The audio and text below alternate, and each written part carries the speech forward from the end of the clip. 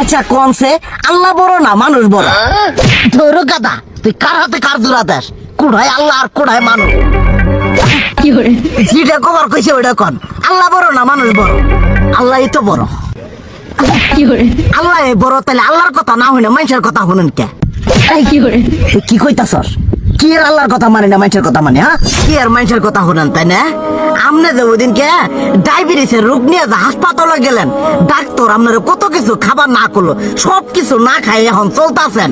তাহলে আল্লাহ যে আপনারে কইছে যে হারাম খাবার না, সুদ খাবার না, কই আপনি তো কাম কাজ বাদ দিয়ে এলাকার মধ্যে টাকা পয়সা না গায়ে খালি ওইলে দিয়েই খান, নিজেরা টেও হালাল ভাবে কামাই করেন না, ওই সুদও তো না করে টাকা করে লাভ আহে ওইলে দিয়ে দিয়ে চলেন আর পেটটা বড় বানাইছেন। শুনেন একটা কথা কই, হারামের কোনোদিন আরাম নাই। হালাল পথে রুজি রোজগার করেন, প্রয়োজনে এড়া বেলা কম খায়েন, তাও শরীর পিণ্ডও ভালো থাকবো, কোনো রোগ বেদও হবো না, আরামও পাবেন, আল্লাহও খুশি থাকবো। তুই আমার এইভাবে বুঝাবি আগে কইলি না কে? আসলে এই বিষয়টা তো আমি কখনো মাথায় এইভাবে নিইনি যে আমাদের কখনো ডাক্তার নিষেধ করলে ঠিকই আমরা নিষেধ মানি, কিন্তু উপর আল্লাহ যে কত কিছু নিষেধ করে দিয়ে সেটা মানি না।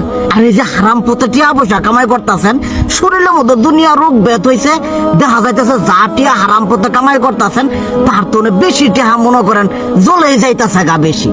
আজকের পর থেকে আমি আর এই হারাম সুদ খামো না, আমি হালাল পথে চলবো, হালাল টাকা পয়সা ইনকাম করবো। এতে করে যদি একবেলা কমও খাইতে হয় তবুও খামো, তবু আমি আর এই হারাম পথে চলবো না। আচ্ছা ঠিক আছে।